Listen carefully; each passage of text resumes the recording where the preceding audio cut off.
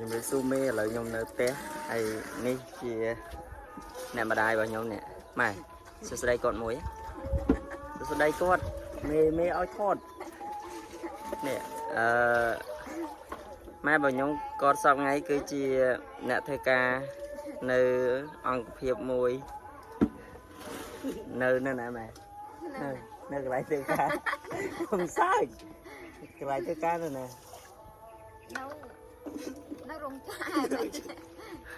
ម៉ែខ្ញុំគាត់គឺជាអ្នកគ្រប់គ្រងកម្មករនៅឡៃរោងចក្របានគ្រប់គ្រងទេមេជាមេប៉ុន្តែគាត់ជាមេ slow ទេនៅហ្នឹងណាគាត់មិន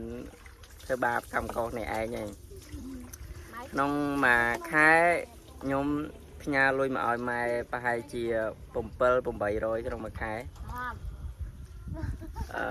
ព្រោះញ៉ាំម៉ែម្លឹងឲ្យនៅតែម៉ែរបាំងកូនម៉ែនិយាយចឹងគេស្ដាប់លឺអើយនិយាយថាមែនតើអានោះគេឡើងកាក់ខែឲ្យកូនហើយក្នុងមួយខែខ្ញុំផ្ញើលុយឲ្យម៉ែ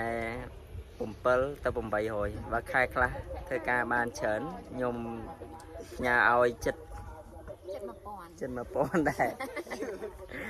ហើយផ្ទះនេះកំពុងតែរកដាក់ម៉ាស៊ីនត្រជាក់ថែមឥឡូវកំពុងហាវជាងម៉ាស៊ីនត្រជាក់ម្ដងម៉ែរកដាក់ប្រហែលតេដែរម៉ាស៊ីនត្រជាក់ម៉ែអត់ដឹងទេអត់ដឹងណាអត់ដឹងណាម៉ាស៊ីនត្រជាក់នេះ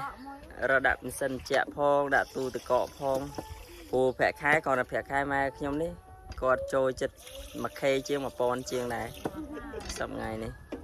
មិនចឹងម៉ែហើយនៅប្អូនខ្ញុំមានប្អូនស្រី2នាក់ទៀតនោះនៅខាងនោះប្អូនខ្ញុំនៅខាងក្នុងនោះប្រាក់ខែប្រហែល800ណាប្រាក់ខែ800អាហ្នឹងមួយបង800ហើយអំពៅនោះប្រហែលជា600ជាង700ម៉ែណាហើយប្រពន្ធរបស់ខ្ញុំនេះប្រាក់ខែគាត់ប្រាក់ខែគោលទេណាប្រាក់ខែគោលនៅផ្ទះក្បែរ950ចូលចិត្ត1000មែនអត់តាមថ្ងៃតាមខែដែរចឹងជារួមទៅស្ថានភាពគ្រួសាររបស់ខ្ញុំមិនប្រមាថមិនក្រអីហ្មងទេមិនបាច់ជួយជំនួយអីទេណាហើយអរគុណម៉ែប៉ុណ្ណឹងណាចានេះគាត់មើលអត់ពាក់អញ្ចឹងណាអត់ពាក់កវលពាក់ខ្សែកពាក់អីអញ្ចឹងមែនប៉ុន្តែមិនមែនអត់ទេណាមែនគ្រាន់តែនេះជួយចិត្តអួតនៅធម្មតានៅតាមស្រុកស្រែវាចំការមិនសូវទេមើលតែប្អូនខ្ញុំណាឃើញទេអត់ទេអត់សូវជួយចិត្តអួតជួយចិត្តអីទេពាក់ធម្មតាមានពាក់អត់ក៏អត់ពាក់ដែរ